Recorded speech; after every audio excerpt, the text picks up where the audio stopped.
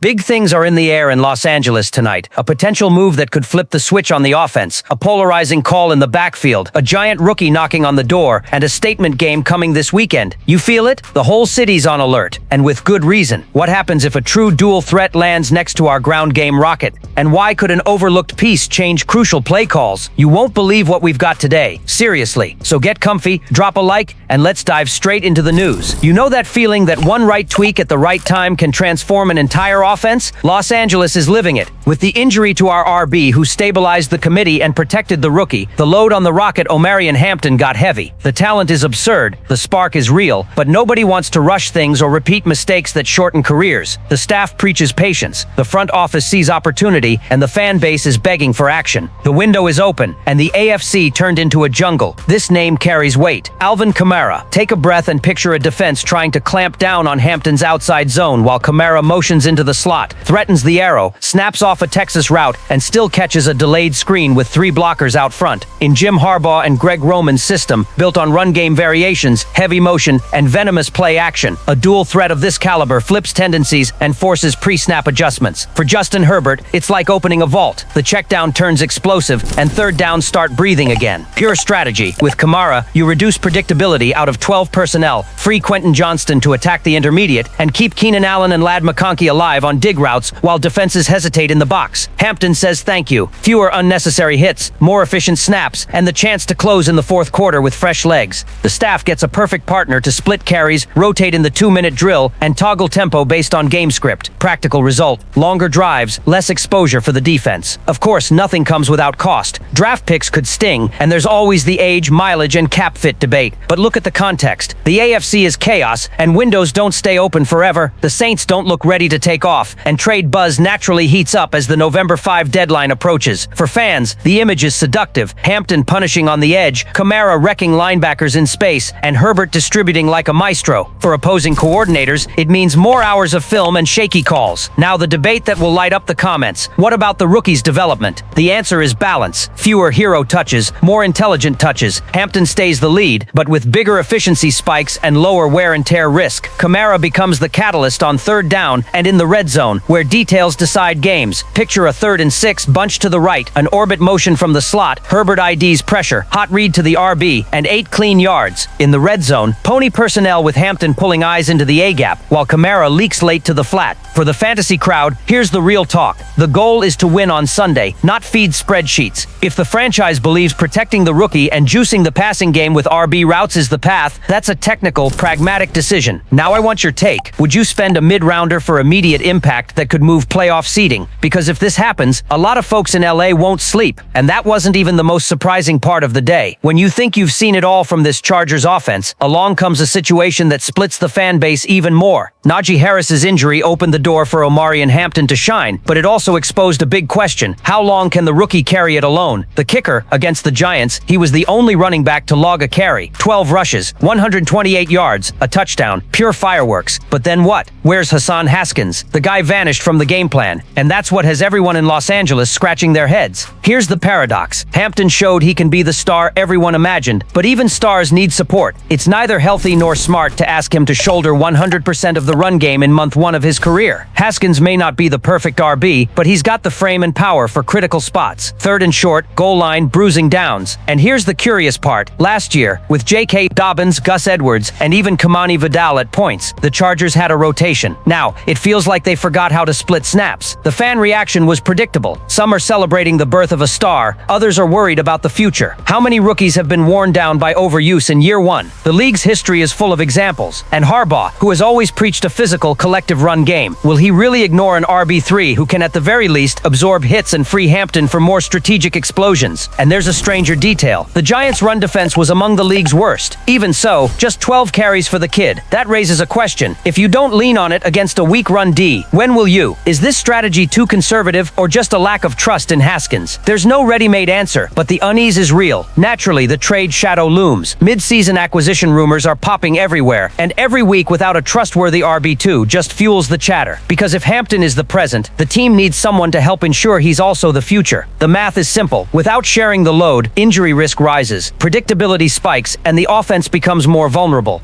So let me ask you, would you risk the health of your most promising rookie to keep this one-dimensional approach? Or would you roll with Haskins, even without the flash to provide that trench support? Because what we've seen so far raises more questions than answers. And that wasn't even the most intriguing part of the day.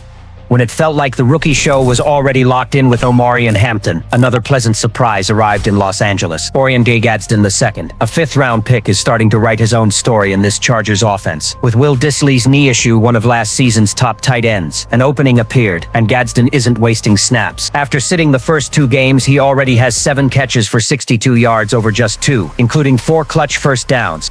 Here's the standout detail. In a Jim Harbaugh, Greg Roman system that treats tight ends as pillars both for blocking and for balancing lethal play action, a rookie who shows consistent hands and gives you pass pro effort earns instant credit. Against the Giants, along with 2 grabs, he drew a positive pass blocking grade, something no one expected this early. It's like watching the prototype of a modern TE, someone who can help in protection and be a real weapon through the air.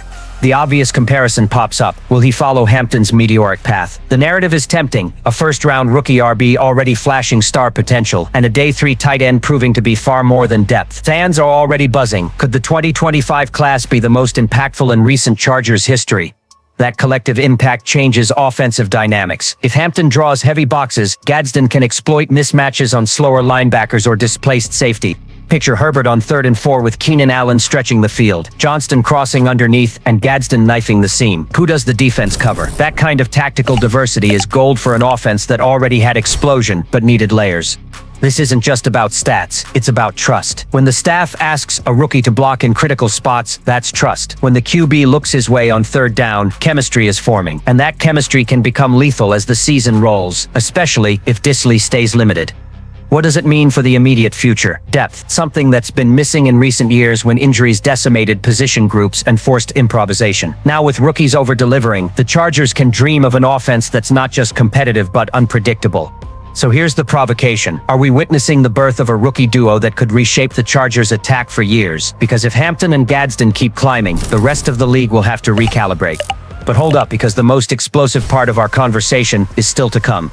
If there's one game already tugging at the heartstrings in Los Angeles, it's this next one against the Washington Commanders. After that painful loss to the Giants, with a rookie QB stealing the show, the Chargers return home under pressure to respond. The good news, the setup might favor them. Washington arrives with heavy losses. Terry McLaurin, their star target, is out. Noah Brown isn't playing either, and the O-line loses Sam Cosmi. That means less dynamism for their offense, and a real chance for the Chargers' defense to impose itself from the first snap. The twist is their young quarterback returning from a knee injury, an instant stress test for the secondary. The Commanders lead the all-time series 7-5, but the last 2 meetings went to the Chargers. A tight win in 2021 and a convincing blowout in 2017. In other words, the recent vibe in this matchup leans blue and gold. And more, experts around the league have LA as the favorite.